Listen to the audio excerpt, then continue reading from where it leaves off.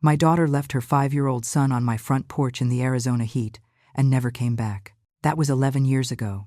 Back then, everyone said my grandson would never make it. Too sensitive, too strange, too much work. They were wrong. By 16, Aiden had built a piece of software so precise that an insurance investigation firm in Phoenix paid him $2.9 million for it. The local news put him on TV, calling him the boy with the forensic brain. They showed him at his computer, calm and serious, talking about truth like it was a physical thing you could measure. 2 weeks after that segment aired, my doorbell rang in the middle of a blazing Tuesday afternoon. When I opened the door, my daughter was standing there in a tailored blouse and heels that didn't belong on a Tucson sidewalk. Next to her was a man in a dark suit with a leather briefcase. "Hi, Mom," Nicole said. My stomach dropped. My hands went cold on the doorknob. Behind me, in the hallway, I felt more than heard Aiden step out of his room. The man offered his hand. "Mrs. Carter? I'm Stephen Walsh, Miss Carter's attorney. We'd like to speak with you about Aiden's custody and financial guardianship." "His what?" I managed. "We can explain inside," Nicole said, her smile tight and practiced. "This is important, Mom." I should have closed the door. Instead, I stepped back. Aiden's shoulder brushed my arm as he came to stand just behind me. He looked at Nicole, his face completely neutral, the way he looked at a weather map. "Aiden," she said, like his name tasted strange in her mouth. He didn't answer, just watched. They came into my kitchen, the one place in the world that had been ours, mine and Aiden's, for more than a decade. The same scuffed oak table, the same crooked blinds over the window, the same green ceramic mug sitting in its exact spot on the counter. Walsh opened his briefcase and laid out neat stacks of paper, custody agreements, so-called co-parenting logs, money transfer records. Later, there would be photos, videos, receipts. For now, it was ink and signatures. "Miss Carter has maintained parental rights these past 11 years, he said smoothly. "She's documented consistent financial support and contact. She's now seeking to formalize custody and assume financial guardianship of Aiden's assets until he reaches 18. "Those are lies," I said. My voice shook. "Nicole hasn't seen him since she dropped him on my porch." "They're properly notarized and filed," Walsh said, as if that settled it. "Unless you can prove otherwise, the court is likely to recognize her claim." I looked at Nicole, then at Aiden. He was still watching her, eyes steady, expression unreadable. Then he glanced at me and said, in that calm, even tone he used for facts and forecasts, "Grandma, we should get a lawyer. My name is Margaret Carter. I'm 65 years old, and this is how I ended up in a courtroom, fighting my own daughter for my grandson and for the truth." 11 years before the lawyer at my kitchen table, Nicole pulled up in front of my stucco ranch house in an old blue pickup that sounded like it was held together by duct tape and prayer. It was late afternoon, the kind where the desert air bakes the asphalt so hot you can see it shimmer. I'd just finished stacking returned books on my dining room table, occupational hazard, from 35 years as a high school librarian, when I heard the truck doors slam. I opened the front door, and there he was on the porch, Aiden, 5 years old, skinny arms, faded dinosaur t-shirt, sneakers full of dust. He stood right at the edge of the welcome mat, hands clamped over his ears, rocking heel to toe, staring at the shadow of my front yard saguaro stretching across the steps. Nicole was behind him, one hand on the truck door, keys already in the ignition. "Just the weekend, Mom," she said. Sweat beaded at her hairline, but she didn't step into the shade. "I need a break. I'll be back Sunday night." "Nicole, what's going on?" I asked. "We can talk about—" "I'll call you," she said. "Please. I can't right now." "Sweetheart, at least come inside, say hi to—" "I'll call you Sunday." She was already halfway into the truck. She didn't hug Aiden, didn't touch him, didn't even say goodbye. She backed down the driveway and sped off, the truck rattling, dust kicking up behind her. I watched the taillights disappear down the street. My chest hurt. Aiden kept rocking, eyes glued to the dark shape of the cactus shadow on the concrete. His fingers pressed so tight over his ears the tips turned white. "Hey, honey," I said softly. "It's Grandma. You want to come inside where it's cooler?" He didn't look at me. Didn't talk. Just rocked. I picked up the little backpack at his feet. Too light for a weekend. Inside there was one pair of shorts, one t-shirt, a pack of crayons, and a plastic dinosaur with one leg snapped off. I opened the front door wide and waited. After a long minute, he walked past me, still covering his ears, eyes flicking from shadow to shadow on the tile floor. The air conditioner kicked on with its usual thunk, and whoosh. Aiden flinched like someone had fired a gun. I turned the thermostat off. The house went very quiet, very hot. He drifted into the living room and headed straight for the far corner, planting himself where the corner's shadow was deepest. He crouched, back against the wall, knees up, watching the way the late-day light fell across the carpet. "Are you hungry?" I asked. "Nothing." "Thirsty?" He rocked faster. I went to the kitchen and pulled my favorite mug down from the cabinet, a green ceramic one I bought in Sedona 20 years earlier. It was the only thing I owned that felt cheerful in that moment. I filled it with water, then hesitated. The mug was big and heavy for small hands. I rinsed out an old juice glass instead and poured the water into it. I brought it to him and set it down an arm's length away, in the line between shadow and sunlight. He stopped rocking long enough to glance at it, then went back to staring at the wall. That first night, I learned the hard way what Aiden couldn't tolerate. The overhead kitchen light made him squint and whimper, so I turned it off and cooked by the dim glow over the stove. The hum of the refrigerator bothered him. So did the clicking of the ceiling fan. He wouldn't touch the chicken tenders Nicole once told me he liked. Wouldn't eat pasta. Wouldn't drink juice. He nibbed 3 saltine crackers in silence. When I tried to help him brush his teeth, he screamed a raw, panicked sound, like I was hurting him, though I barely touched him. When I pulled the blanket up under his chin in the spare room, he kicked it off with surprising force and curled into a tight ball, facing the wall. He hummed to himself all night, a low, steady sound that vibrated under my bedroom door. I lay awake listening, phone on the nightstand, waiting for a text that never came. By Saturday morning, the house felt like a sauna. I turned the air back on, but only after I warned him and let him watch me press the button. He still flinched, but a little less. I dialed Nicole 3 times, straight to voicemail. "Nicole, it's Mom," I said, trying to keep my voice even. "Call me back, honey. I need to know what Aiden eats, his routines, his therapist, anything. I can't help him if I don't know what I'm doing." No call came Saturday, or Sunday, or Monday. 1 week turned into 2. The little backpack stayed in the hall. I took Aiden to our family doctor, who referred us to a pediatric neurologist in town. The neurologist had gentle eyes and a no-nonsense way of talking. "He has significant sensory processing differences," she explained, after watching Aiden pace the exam room, staring at the fluorescent lights. "He's hypersensitive to sound, light, temperature changes. He also has an extraordinary memory for environments and patterns. That can be a challenge and a gift. His mother was supposed to handle all this," I said weakly. The doctor folded her hands. "Mrs. Carter, for all practical purposes, you're his primary caregiver now. We can set up occupational therapy, sensory integration work, parent training, but the most important thing will be routine and predictability." She gave me a crash course. Don't move the furniture without warning. Don't swap out light bulbs on a whim. Don't change the route you drive unless you absolutely have to. Give him a schedule. Keep it. Every day, I drove home from that appointment with Aiden in the back seat, watching the way the sunlight flickered through the car windows like he was studying a new species. By December, Nicole still had not come back. On Christmas Eve, I tried to make it feel like something close to normal. I hung the same old stockings. I set out a tiny artificial tree because real pine made Aiden wrinkle his nose. I baked sugar cookies in the late afternoon, the kitchen warm and smelling like vanilla. The sky outside turned that deep purple blue you only get in the desert at winter dusk. Aiden sat at the kitchen table, watching the shadows of the backyard cactus stretch along the wall. My phone buzzed on the counter. Nicole's name lit the screen. "Nicole?" I grabbed it so fast I almost knocked over a mixing bowl. "Where are you? When are you coming to get him? He needs you. I need to know what—" "I can't do it, Mom."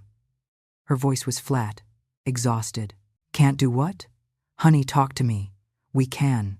I can't handle him." There was a hitch in her breath that might have been a sob. "He's yours now. I tried. I really tried. I can't." "Nicole, don't say that. You're his mother. You don't just—" The line clicked. The call ended. I stared at the screen. Hit redial. It rang and rang, then voicemail. I tried again. Nothing. The smell of burning hit me first. I turned back to the oven. The tray of cookies was black. I turned off the oven and slid the tray onto the stovetop. My hands were shaking. I sank down onto the kitchen floor, back against the cabinets, the phone still in my hand. For a long time, all I could do was sit there and breathe in the stink of burnt sugar. Aiden padded into the doorway, bare feet silent on the tile.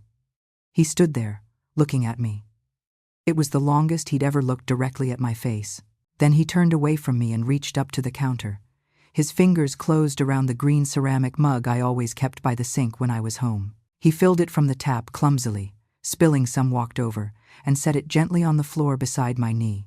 He didn't say anything, didn't touch me, just placed the mug where I could reach it and went back to sit at the table, eyes drifting to the shadow of the cactus outside. I picked up the mug, still warm from the hot tap, and the tears finally came. The years after that were built out of repetition. I learned exactly how far to open the blinds in the morning, so the sunlight hit the east wall but not the TV screen. I learned that the ceiling fan in the living room had to stay on low, never off, never high.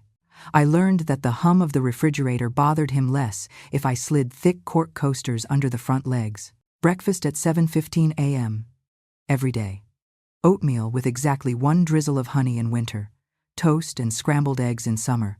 Aiden's green ceramic mug, that same one from Christmas Eve, which he had claimed as his own, sat in the exact same spot on the counter. If I moved it 2 inches to the left, he'd wordlessly nudge it back. We took the same evening walk almost every day around our subdivision at the edge of Tucson, out the back gate, past the neighbor's prickly pear, down to where the street dead-ended at the wash, filled with mesquite and creosote. He watched the long shadows of the telephone poles, the way they slid across the cul-de-sac as the sun dropped. I learned to watch them, too. Some days were hard. He'd clamp his hands over his ears when the garbage truck rattled by. He'd freeze in the grocery store under the flicker of fluorescent lights. But when the routine held, he softened, still serious, still quiet, but less brittle. He didn't say much for years.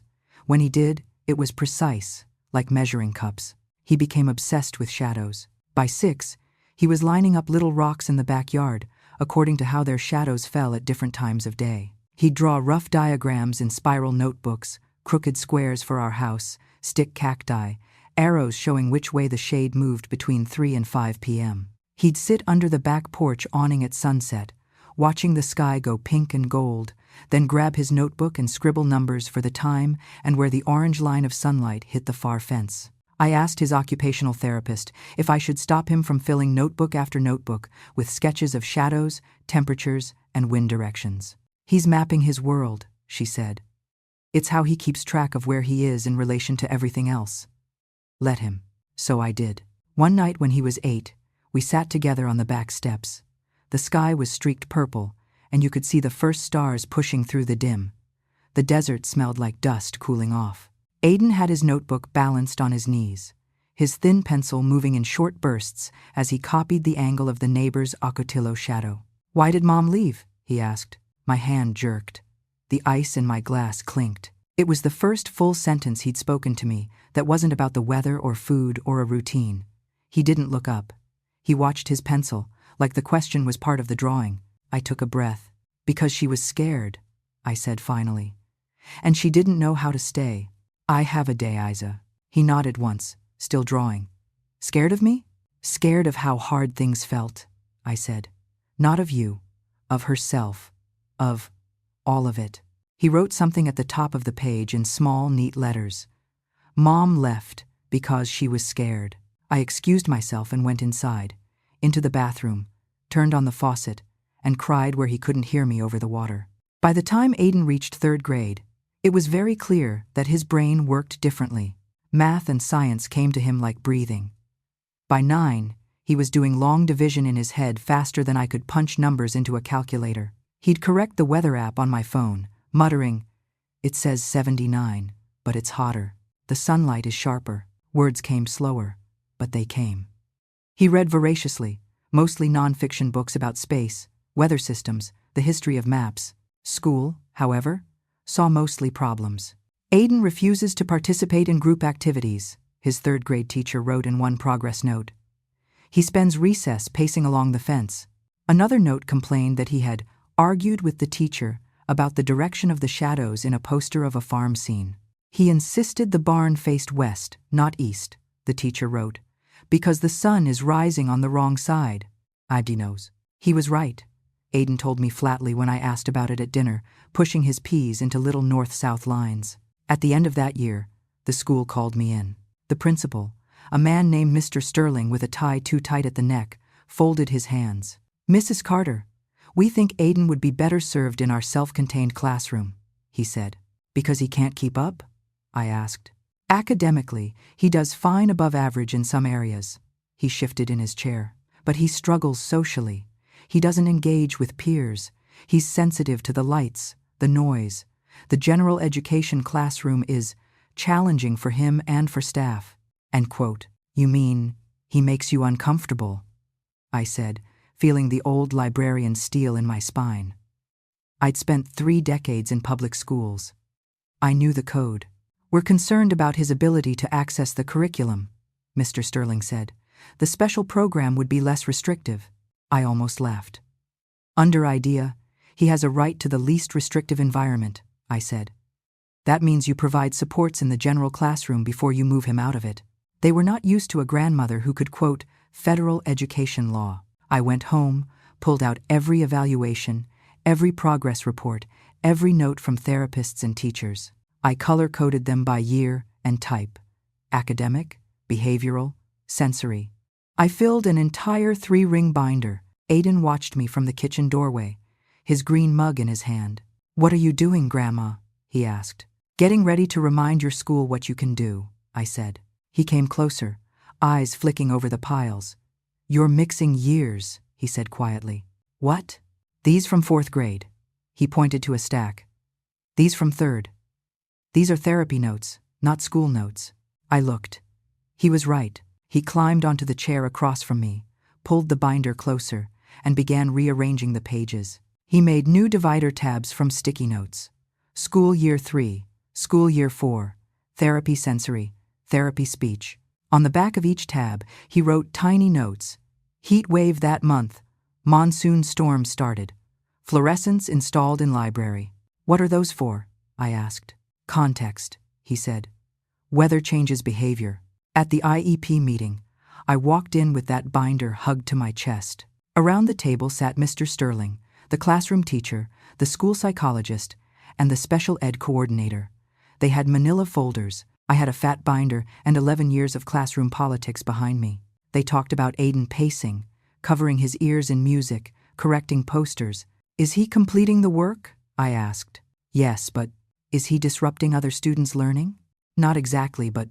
"Then your job," I said, "is to accommodate his sensory needs so he can access the curriculum. Noise-canceling headphones, a quiet space, dimmer lights near his seat. You don't get to ship him off to a separate room because he makes you uncomfortable." I slid copies of IDEA and ADA across the table, with sections highlighted. The librarian in me had never had so much fun. That night, with the meeting notes spread across the table, Aiden sat down beside me. "You forgot the humidity," he said, tapping one page where I'd scribbled "Aiden meltdown in PE after fire drill." "What?" "The humidity was high that day," he said. "It makes the air feel heavier. I was already overloaded. That mattered." He pulled my notebook closer and added a small note in the margin: "Humid." He drew a little droplet next to it. I began to understand that while I tracked meetings and laws, he was tracking pressure systems and light. When he was 10, Aiden asked if I had his birth certificate. "Sure," I said cautiously. "Why, honey?" "I want to see it." I dug it out of the file box under my bed, along with his Social Security card and immunization records. He sat at the table, studying each one carefully, like he was reading a map. "Where are my school papers?" he asked. I hauled out enrollment forms, report cards, standardized test scores. He asked for my old calendars, the ones I stored in a shoebox, each year a different kitten or national park on the front. "And your bank statements," he added. "And the phone bills. Since the year Mom left." "Are you okay?" I asked. "Is this about Nicole?" He shrugged one shoulder. "I want to see all of it." I thought he was trying to make sense of his life on paper, a child who loved neat systems, trying to organize his past so it didn't feel so chaotic. I didn't realize yet that he was building something. I bought him a mid-range scanner with my tax refund that spring. He set it up on the dining room table and spent hours feeding documents through it. Birth certificate, shot records, every IEP note, every therapy summary, every calendar page where I'd scribbled things like OT at 3:00 and storm blew down fence, and Nicole didn't call. He didn't just scan. He cataloged. On his old laptop, he created folders labeled by year and type. He tagged each file with the date and then cross-referenced it with the weather. He discovered that he could access historical weather data from the National Weather Service and from the weather app on my phone: temperature, humidity, wind speed, sunrise and sunset times, even UV index. He wrote those numbers in tiny print at the bottom of each scanned page, or he typed them into fields on a spreadsheet he was building. "What are you doing exactly?" I asked one afternoon, leaning on the doorway, watching him work. The desert light through the blinds striped his face. "Making sure what we remember matches what was real," he said. "Isn't that the same thing?" He looked up at me then, eyes serious. "No, Grandma, it's not." At 12, he discovered Python. I found him one hot June afternoon at the kitchen table with my old laptop in front of him, a dusty box fan blowing on his bare feet. The screen was full of lines of text that looked like gibberish to me. "What's that?" I asked. "Code," he said. "I'm learning Python." "Is that safe?" I asked, because that's what 50-something grandmothers in Tucson ask when their 12-year-old grandsons tell them they're learning programming languages off the internet. He huffed the closest he got to a laugh. "It's not a snake, Grandma." Over that summer, while other kids were at the city pool or Little League, Aiden sat in the half-dark of the living room, blinds adjusted to his preferred angle, laptop balanced on his knees, typing. I'd bring him grilled cheese or watermelon slices, and he'd eat without looking away from the screen, his green mug within reach. He found ways to pull weather data automatically using APIs.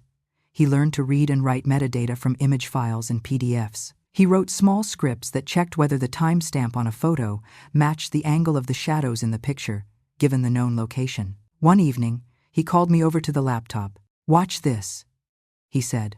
On the screen was a photo I'd taken years earlier of our street in monsoon season. Rain puddled in the gutter, heavy clouds overhead. He hit enter, and a stream of numbers filled the screen. "That's the sun's position vector and the shadow angle," he said. "The program calculates what time and date that picture could have been taken in Tucson with that weather pattern." "And?" I asked. "And it matches the timestamp embedded in the image," he said. "So that photo is probably authentic." "Probably? Nothing's perfect," he said. "But physics and weather don't lie." I blinked at the screen. "Why does this matter so much to you?" He shrugged, eyes on the code. "Because people do." By 13, he wasn't just checking our photos and calendars. He was feeding test images he downloaded from forums into his scripts, seeing if he could catch inconsistencies.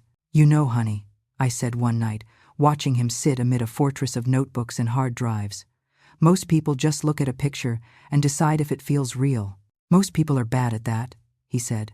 The serious way he said it made me smile and ache at the same time. He finished the first full version of what he called his environmental truth engine when he was 15. By then, he'd outgrown my old laptop. I cashed out a small savings bond my parents had left me and bought him a used, high-performance desktop tower and 2 monitors. It felt like the least I could do for a kid who'd spent more nights than I could count falling asleep with his cheek on a keyboard. In the spring of his sophomore year, 2023, a small investigation firm in Phoenix stumbled across a write-up he'd posted in a programming forum. They specialized in insurance fraud. They emailed him, asking if his system could help them verify whether accident photos clients submitted had actually been taken when and where they said they were. He ran tests for them on sample cases they sent. The system flagged images where shadows, weather, and timestamps didn't line up. It caught staged hail damage on cars where the reported storm hadn't reached that zip code. Slip and fall. Photos taken on days when the store in question had been closed. 2 months later, with the help of a business lawyer I found through a friend from the library, Aiden sold his software outright to that firm for $2.9 million. The contract included a 5-year non-compete clause. He couldn't build or sell another environmental verification system during that time. Aiden read every line. When the lawyer explained the clause, Aiden frowned. "That's fine," he said. "I'm done with this kind anyway." "This kind?" I asked, startled. "I already built what I needed," he said. The local news got wind of the sale, and the fact that a 16-year-old from the edge of Tucson had built a tool that insurance companies were suddenly desperate to use. The reporter came out in early April, a young guy in rolled-up sleeves and expensive sneakers that were all wrong for desert dust. He set up cameras in our living room, adjusting lights that Aiden made him dim twice. "So, Aiden," the reporter said, smiling at him from the other side of the camera, "tell us what your software does in terms our viewers can understand." "It checks whether photos and videos could actually have been taken when and where people say they were," Aiden said, hands folded tight around his green mug. "It looks at weather, light, shadows, environmental noise, things you can't fake easily if you don't know what you're doing." "And why did you build something like this?" the reporter asked, clearly hoping for a heartwarming story about passion and dreams. Aiden's eyes flicked to mine, then back to the camera. "Because physics and weather don't lie," he said, "and people do." The segment aired on a Friday night, sandwiched between a story about a new freeway interchange and a piece on water conservation. They used clips of Aiden at his computer, a slow-motion shot of desert rain, and one line from his interview. "I want to know what's real." I watched it with him on the sagging couch we'd had since Nicole was in high school. "How do you feel, sweetheart?" I asked when it ended. "Okay," he said, but there was something in his shoulders tight, expectant, as if he were waiting for the other shoe to drop. And 2 weeks later, right on cue, it did, wearing high heels and a lawyer's tie. After Nicole and her attorney left my house that first afternoon, I sat at the kitchen table, staring at the stack of copies Walsh had so kindly allowed me to keep. There were records of money orders supposedly sent to me for Aiden's care, with dates neatly typed in. There was a log of phone calls from Nicole, little summaries of conversations that never happened. There were pictures. Nicole with a boy who looked like Aiden at a pumpkin patch, at a bowling alley, at some park I didn't recognize. There was a short video of a birthday party I had never thrown. The next morning, I called a family law attorney a friend recommended. Linda Jones was in her early 50s, with a calm demeanor and a way of looking at you like she'd seen worse and survived it. She came to my house because I couldn't face telling this story in a strip mall office. I spread binders across the table, school records, therapy reports, medical notes, attendance logs, all the documentation I'd kept over the years. Linda leafed through them with a nod of approval. "You're very organized, Mrs. Carter," she said. "Judges like documentation." Then she turned to the papers Nicole had brought. She went through each one carefully, checking letterheads, signatures, notary stamps. She watched the pumpkin patch video on my old laptop, replayed the bowling photo twice, zoomed in on the fake birthday cake. "These look legitimate," she said quietly. "They're not," I said. "Nicole hasn't spoken to Aiden since he was 5, not once." "I believe you," Linda said. "But the court will need more than your word. Did you ever file for formal guardianship when Nicole left?" "No," I said. "I didn't think I needed to. She texted me she couldn't handle him. She never came back." "Did you keep that text?" Linda asked. I swallowed. "New phone 10 years ago. The old messages didn't transfer. Tenu Irvid." Linda exhaled through her nose. "All right. Here's the problem. On paper, she's still his legal parent. You've been acting in loco parentis because she abandoned him, but without a written termination of parental rights or a guardianship order, she has standing. These documents, if accepted as real, will help her argue that she's been involved all along." "She's after his money," I said. "She doesn't want him. She wants $2.9 million. "Yes," Linda said. "And she's not technically asking to uproot him. She's petitioning for joint custody and exclusive financial guardianship." "Can she win?" I whispered. Linda hesitated. "If we can't prove those records are fraudulent?" "Yes, it's possible." Aiden had been quiet the entire time, sitting at the end of the table with his mug, watching us. "Do you understand what's going on, Aiden?" Linda asked gently. "Yes, ma'am," he said. "How are you feeling about it?" He thought. "Annoyed," he said. "And tired. Not scared?" I asked. He looked at me. "I know what's real, Grandma." That night, After Linda left, I sat alone at the kitchen table and cried until my head hurt. Aiden stood in the doorway for a moment, then went to his room without a word. I wanted him to come over, to comfort me, to say it would be okay. Instead, I listened to his door click shut and the hum of his computer power on. The deposition started 2 weeks later. Nicole went first, in a bland conference room that smelled like coffee and dry paper. She sat at the long table in a pale sweater, hair blown out, makeup soft. She wore the costume of a responsible mother. Walsh guided her through her story. "Can you describe your involvement in Aiden's life since 2013, Miss Carter?" he asked. "I visited when I could," Nicole said. "I sent money whenever I had any. I called my mom regularly to check in. I didn't want to disrupt his routine, but I never stopped being his mom." She rattled off dates in an easy tone. "I was there in October 2013 for the pumpkin patch at the farm north of town. I sent $300 that Christmas. I called before his IEP meetings. I went to his 12th birthday party. Every word was a lie. But they were detailed lies. Lies a judge might believe." "Why are you seeking custody and financial guardianship now?" Walsh asked. "I saw the news about Aiden's software sale," she said, voice wobbling just enough. "I realized how much he's accomplished and how much pressure he's under. I want to help him manage his money responsibly, be there for him as his mother like I should have been before." "Where is Round?" Linda asked a few questions about why Nicole never filed anything in court when she supposedly realized she couldn't care for him at 5. Why she never came to the house in all those visits she described. Nicole deflected smoothly. Afterward, Linda pulled me aside. "Her story has holes," she said. "But it's consistent, and consistency reads well in court." "But it's all made up," I said. "I was there." She wasn't. "I know," Linda said. "But we need proof." Aiden's deposition was 3 days later. He sat stiffly at the same table, his hands folded in front of him, his green mug now filled with water from the office cooler. "Do you remember your mother visiting you over the years?" Walsh asked. Aiden frowned slightly. "No," he said.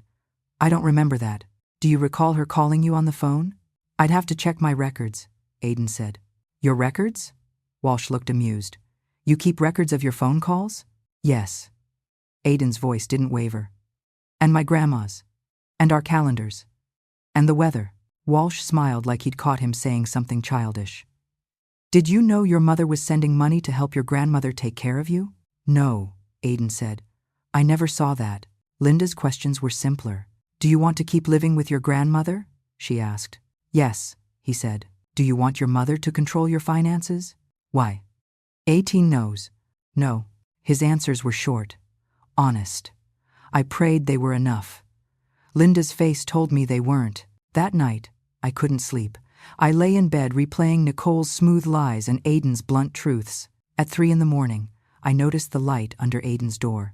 I padded down the hall and pushed it open a few inches. His room glowed with the bluish light of multiple monitors.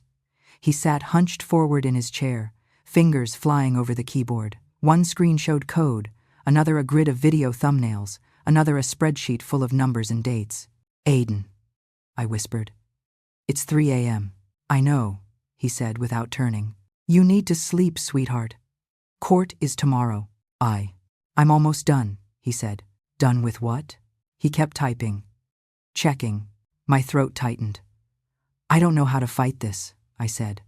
"She has all those papers and pictures and that stupid pumpkin video. All I have is you and a bunch of binders." He stopped typing. The room hummed with fans and electronics. "Tomorrow," he said. "You just tell the truth, Grandma. That's your job." "The truth doesn't seem to be enough," I said. "Not when she has all that fake proof." He finally turned his head, just enough to look at me over his shoulder. "Let me worry about the proof," he said quietly. "Okay?" I stared at him. "Are you scared?" I asked. He thought for a moment. "No," he said. "Just irritated." "I'm terrified," I said. "I know." He turned back to the screen. "You should sleep." I closed his door slowly and went back to bed. I didn't sleep. He didn't either. The soft clack of keys went on until the sky outside my window started turning gray. The Pima County Courthouse always looked imposing from the outside, big square building, tinted windows, steps too steep for bad knees. That morning, it looked like the front door to a storm. I wore my one decent navy dress and the low heels I'd used only for funerals and graduations. Aiden wore a white button-down shirt we'd bought at Kohl's, sleeves a little too long. He carried his laptop bag over one shoulder, his green mug in his hand. Linda met us on the sidewalk. "Remember," she said, looking from me to Aiden. "Stay calm. Answer questions directly. Don't interrupt, even when you want to. Let me object when necessary."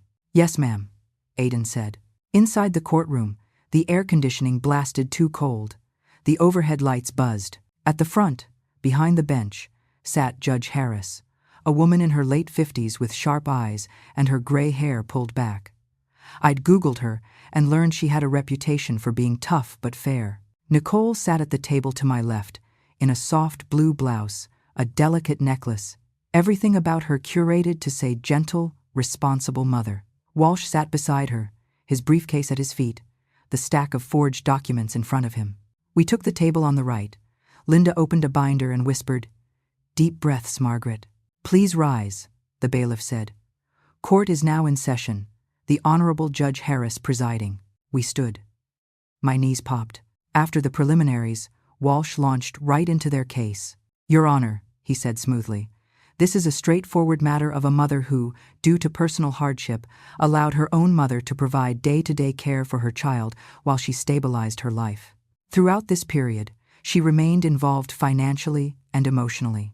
Now that her son has significant assets and is approaching adulthood, she seeks to formalize her role as co-custodian and financial guardian."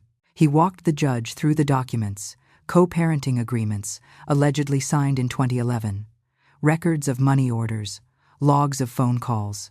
The pumpkin patch photo appeared on the courtroom screen, Nicole's arm around a boy who could have been Aiden at 6 or 7, a field of orange pumpkins behind them. "This is from October 2013, Walsh said. "My client drove down from Phoenix to spend the weekend with her son." Nicole dabbed at the corner of her eye like the memory was too tender. The birthday video came next. In it, Nicole, thinner, younger but clearly herself, held a cake with blue frosting while a boy in glasses blew out candles. "Happy 12th, baby," she said in the recording, kissing his cheek. I had never baked that cake. I had never seen that room. When it was Nicole's turn to testify, she took the stand and painted a picture. She talked about sending $300 at Christmas in 2012, $500 in 2014, when therapy bills piled up, about calling me after every IEP meeting to check on how my boy's doing. She said, "My boy, so often I wanted to scream." "Why didn't you seek formal custody earlier?" Judge Harris asked. "I thought what we had was working," Nicole said, her voice trembling. "Mom is wonderful with Aiden, Your Honor. I was dealing with addiction, bad relationships, trying to get my life together. I didn't want to disrupt him, but I never stopped loving him. When I saw him on the news, I realized he needed me to step up, to help him navigate all this money and attention. It was a good performance. I'd seen my daughter act before. She'd once played Juliet in the high school play, but this was better. Older. Sharper." After Walsh finished, Linda presented our side. She introduced my binders of school records, therapy notes, medical reports. She asked me to testify about picking Aiden up from the pediatrician's office instead of Nicole, about nights spent in ER waiting rooms during asthma scares, about attending every IEP meeting alone. Judge Harris listened politely. She looked impressed with my organization, but when she flipped through Nicole's documentation again, I saw doubt creep back in. "Miss Jones," she said to Linda, "your client has clearly been the day-to-day caregiver, but I don't see any formal guardianship papers, no termination of parental rights, no court record of abandonment." "No, Your Honor," Linda said. "When Miss Carter left Aiden with my client, it was informal. She sent a text saying she couldn't handle him and stopped contact.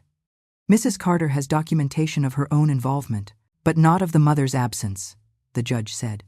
"Legally, Miss Carter still has parental rights." With this level of documentary evidence, she nudged the forged stack. Her claim to financial guardianship has merit. My heart pounded. The room seemed to tilt. Beside me, Aiden sat very still, his hands resting on his laptop bag. I leaned toward him. "She's going to win," I whispered. My voice came out ragged. "We're going to lose you. We're going to lose everything." Aiden turned his head slightly. His eyes were clear. Let her talk, he whispered back. What? Let her say everything she wants to say. Judge Harris looked at him. Mr. Carter, do you wish to be heard? She asked. Yes, Your Honor, he said, standing up. I have evidence. Linda blinked. Aiden. He picked up his laptop bag and walked calmly to the witness stand, his shirt a little wrinkled, his hair sticking up at the back where he'd slept on it wrong. Approach, Judge Harris said, curiosity in her voice. He sat, opened the laptop, and looked at the judge. May I connect this to the courtroom screen, Your Honor? What are you planning to show me? She asked. Verification of the authenticity of Miss Carter's documents, he said, and environmental analysis of the photos and videos in evidence. Walsh shot to his feet. Objection, Your Honor. This is highly irregular. This material was not provided in discovery. We've had no opportunity to review. These documents were provided to me 6 weeks ago, Aiden said quietly. I analyzed them as soon as I could. I finished last night. I can show my work. Judge Harris studied him for a long moment, then nodded to the bailiff. Let him connect it, she said. I'll decide how much weight to give it. Aiden plugged in the HDMI cable with steady hands. His desktop appeared on the courtroom screen. Simple, gray background, folders with names like ENV, Chains, 2012, and PC, TXT, logs. He opened a folder labeled Nicole, Evidence. First, the pumpkin patch photo, he said.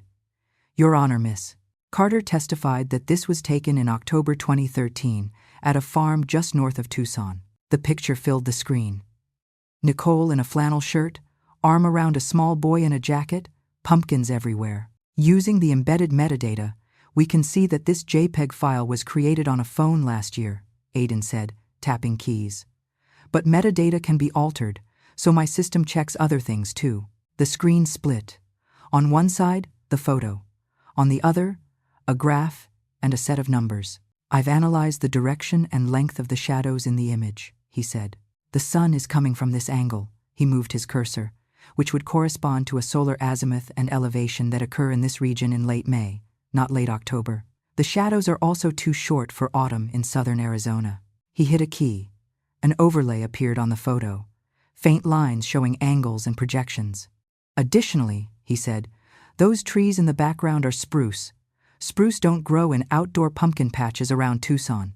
That's a temperate tree. This photo was likely taken at a farm in a different region, then labeled as Tucson. Judge Harris frowned.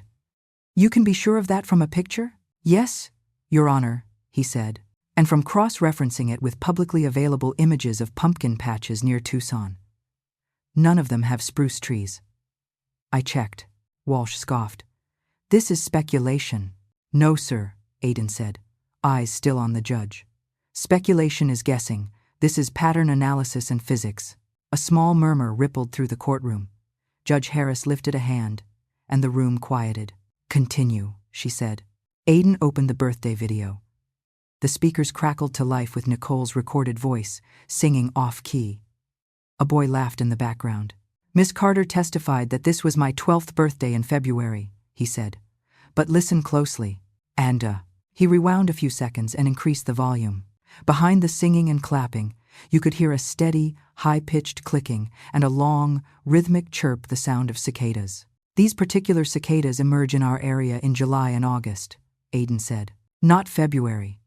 You can also hear another insect in the background, tree crickets, that only call in warm months. In February that year, the nighttime low in Tucson was in the 20s and 30s. There wouldn't be cicadas. He pulled up a weather log. Here's the National Weather Service data for that February. No day above 65 degrees, no nighttime low above 40. It would have been too cold for this soundscape. Awe. You're telling me you can date a video by the bugs? Judge Harris asked, eyebrows raised. Yes, Your Honor, he said. Insects respond to temperature. Temperature follows seasons. It's not perfect, but combined with other evidence, it's strong. He moved on to the receipts. Here are the Walmart receipts Miss Carter submitted, allegedly from 2013 and 2014, he said. They show toy purchases, birthday gifts. He zoomed in. See the barcode format here, and the font? He said. Walmart changed their receipt layout and point-of-sale system nationwide in late 2019. These receipts use the new format, so either Walmart time-traveled or these receipts were generated more recently and backdated. Nicole's face had gone pale. Sweat glistened at her hairline. Aiden wasn't done. Beyond the individual inconsistencies, he said, I built something else. He opened a folder labeled Grandma Chain. I've been documenting our life since I was 9, he said. Every old calendar my grandma kept, every bank statement, every phone bill, every therapy note scanned, time-stamped, and linked in a chain. Each document's hash connects to the next. If any file is altered, the chain flags it. On the screen, a timeline appeared. Thin lines, dots for events, little icons for types of documents. It stretched from 2013 to the present.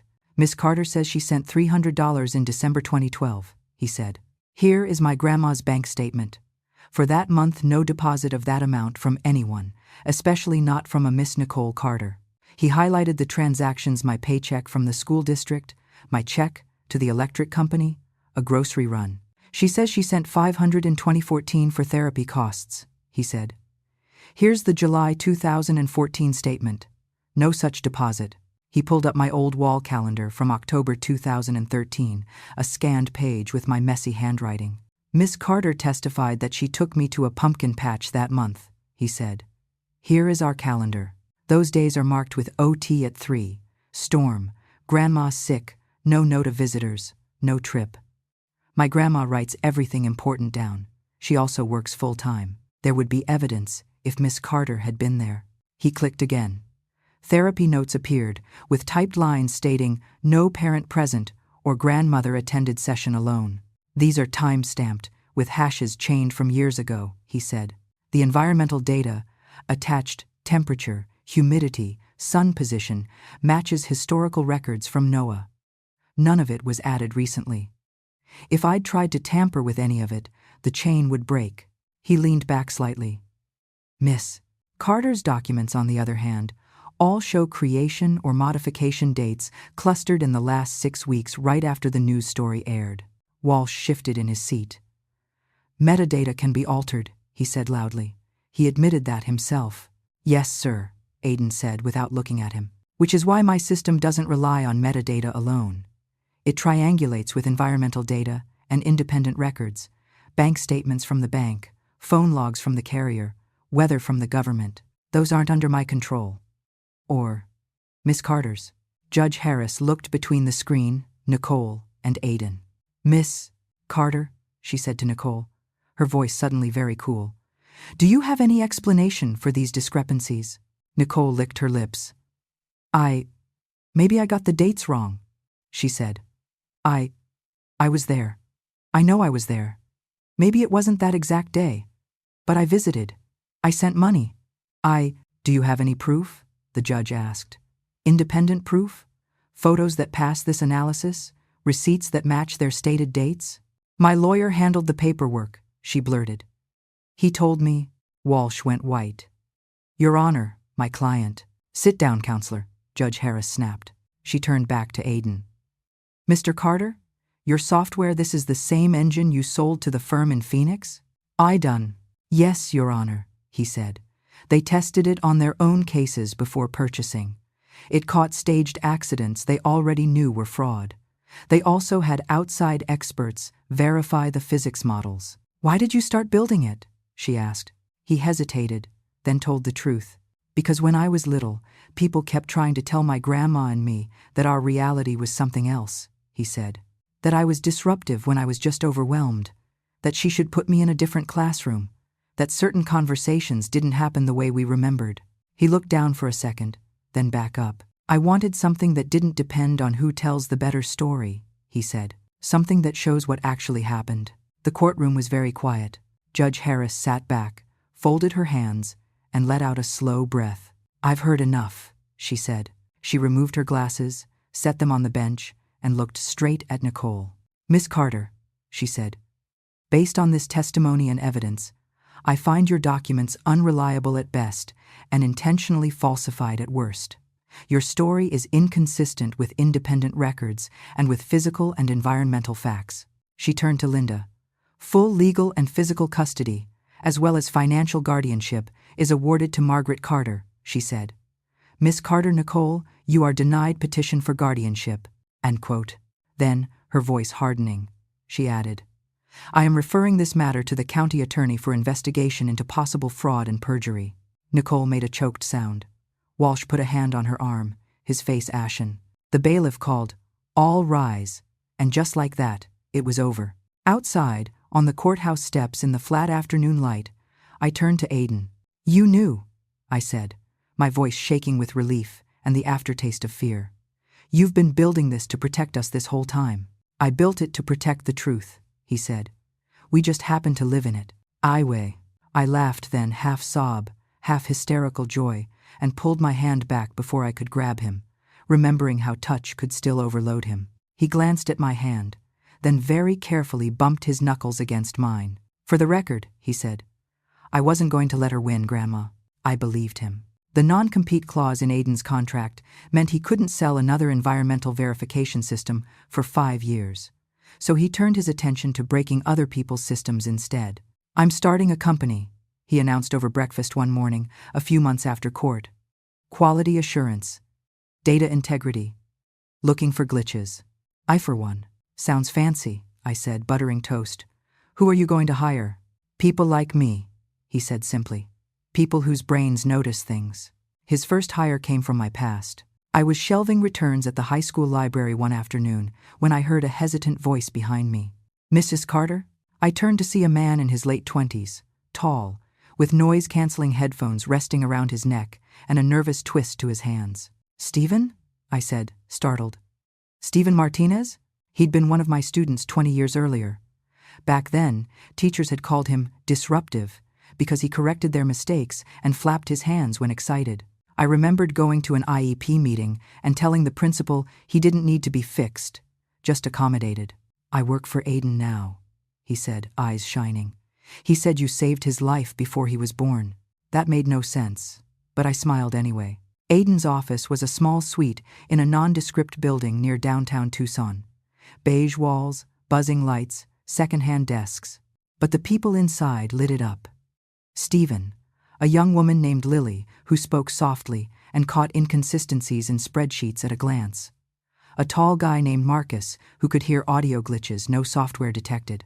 All of them were somewhere on the spectrum of sensory or neurological differences. All of them had been told at some point that they were too much or not enough. "We test other people's systems," Aiden explained, giving me the grand tour. "We look for data integrity issues, inconsistent logs, fake, random number generators. Companies pay us to find what their own QA misses." As I watched, he leaned over Stephen's shoulder to look at a screen. "You see?" Stephen said, pointing. "The timestamps jump forward, then backward. The log says it's linear, but the server clock hiccuped." "Good catch," Aiden said. "Flag it." I stood there, feeling like the desert wind had blown all the air out of me. "These kids were never broken," I said later, sitting with Aiden on a bench outside the building, the sun warm on our faces.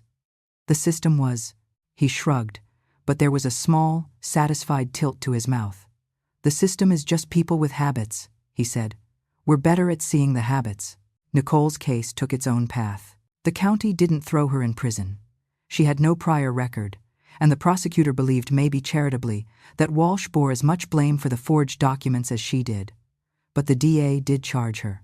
In the end, she took a plea. 2 years probation and 500 hours of community service at an autism and sensory processing resource center on the east side of town. I found that out months later, when my church organized a drive to donate toys and gently used books to that center. I volunteered to drop them off. The building sat in a strip of offices next to a dance studio and a tax preparer. Inside, the floors were soft foam squares, the lights dimmed, the noise level low. Kids moved around in that particular, not quite random way Spectrum kids do, each on their own path. I was handing a box of board books to the front desk when I saw her. Nicole sat cross-legged on the floor next to a little boy rocking beside a sensory swing. She held a picture book open, one finger under the text, reading slowly. Her hair was pulled back. She wore jeans and a t-shirt and no makeup. She looked smaller, somehow. The boy didn't look at her. His eyes followed the sway of the swing's shadow on the wall. Nicole glanced up and saw me. For a second, We just stared at each other. I wanted to march over and shout, "How dare you?" I wanted to ask, "Why now?" I wanted to demand an apology big enough to cover 11 years of absence and 1 afternoon of lies in court. Instead, I watched her mouth form the next sentence of the story to the boy who wasn't mine, and was, somehow, every child like mine. The program director came over, not recognizing me, chatting about volunteer hours and how much they appreciated community support. "That volunteer there?" she said, gesturing toward Nicole. "She's clocked more hours than any of our others. Shows up early, stays late, says she's trying to learn what she should have known a long time ago." I swallowed hard. "I hope she does," I murmured. I didn't walk over to Nicole. I didn't speak to her. Some things, I'd learned, didn't need words. I carried the empty boxes back out to my car and sat in the driver's seat with my hands on the wheel until my vision cleared. A few weeks after that, I drove across town to Aiden's apartment for our usual Tuesday dinner. He lived in a modest 1-bedroom in a complex not far from his office, stucco walls, small pool, a view of the Catalinas if you stood in the right spot on the balcony and squinted. Inside, his place was simple. Neutral walls, a couch, a tidy kitchen, his triple monitor set up on a desk, positioned so the light from the sliding glass doors hit at the angle he liked. The green ceramic mug sat on the counter in the exact same spot it had claimed years ago in my kitchen. "Smells good, Grandma," he said when I opened the oven, pulling out a pan of baked chicken and potatoes. "You didn't have to cook." "Of course I did," I said. "If I left you to frozen pizzas and cereal, your brain might keep working, but your arteries would revolt." We ate at his small table, the desert evening light slanting in. The routine was comforting. I asked about his clients. He gave me more detail than I understood about timestamps and hash collisions and bad random number generators. He asked about the library. I told him about teenagers who still whispered in the stacks, even though I'd given up on shushing years ago. When we were done, I stood to clear the plates. He set his fork down and said, "Grandma." Something in his voice made me sit back down. He stared at his hands for a second, then at the table. "I know what you gave up," he said. I blinked. "What do you mean, honey?" "Your friends," he said slowly. "Your trips. You used to go on those teacher conferences. You stopped. You stopped going to choir at church for a while. You turned down that invite to San Diego when I was 10. How do you—" I started, then remembered who I was talking to. He had my calendars, my bank statements, the phone bills where I'd called to cancel flights. He looked up at me. "You could have sent me away," he said. "Like Mom did. People suggested it. Residential programs. Group homes. You didn't." "You're my grandson," I said. There was never a question. "There was," he said quietly. "Every day. You picked me. Every day. Even when I screamed because the fridge hummed wrong, or because the lights were bright, or because I didn't want blankets on my legs." He took a breath. "That matters," he said. "More than the software, more than the money. That you stayed. That you chose me." My throat felt tight. I wanted to reach across and grab his hand, but I knew better. Instead, I rested my hand palm down on the table, a few inches from his. "You were worth choosing," I said. "Every day. I'd do it again. I'd do it 1,000 times. If you too rive." We sat like that for a moment. The refrigerator hummed. Somewhere outside, a dog barked. The sun dipped lower, throwing a thin rectangle of light across the floor. Aiden shifted in his seat. Very gently, he moved his hand until his fingertips brushed mine. It was the lightest touch. Barely there. But it felt like a small earthquake in my bones. "Thank you, Grandma," he said. Later, after the dishes were done and he'd walked me down to my car, same spot, same level of shade from the mesquite tree, I drove home along the familiar roads, past the gas station on the corner, down the long, straight stretch where the mountains rose purple in the distance. The sky was that deep, impossible Arizona indigo. The streetlights blinked on one by one. I took the same turns I'd taken thousands of times before when Aiden was small in the back seat, humming to block out the world. At a red light, my phone buzzed in the cup holder. I glanced down when the light turned green and saw a text from him. "Thank you, Grandma." Just that. I smiled all the way home. I don't know if I'll ever fully forgive Nicole. Forgiveness, I've learned, isn't a switch you flip. It's more like the way the shadow of a cactus moves across your wall as the day goes on slow, almost imperceptible, shaped by something bigger than you. But I know this. The truth held. The desert sky stayed honest.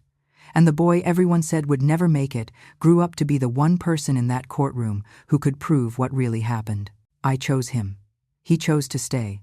And for me, in this small house on the edge of the Tucson desert, that's enough. I do not Ford.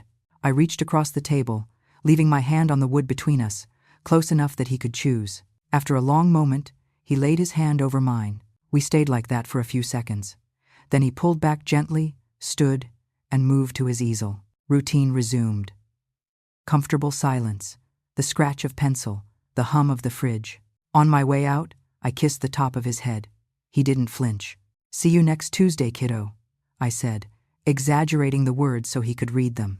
"Tuesday," he echoed. Driving home through the familiar streets, taking the same turns I'd taken for years, I stopped at a red light and glanced at my phone. A text from Noah lit the screen. "Grandma, you didn't leave me." I remember, just that. I sat there with my blinker ticking, eyes blurring, until the car behind me honked. So that's my story. If you were in my place, could you forgive your own daughter for what she did, for leaving, for lying, for trying to steal your grandson's future? I don't know my answer yet, but I know this. Light told the truth for us when words weren't enough, and a boy who barely speaks said everything I needed to hear in 4 simple words. I remember you stayed.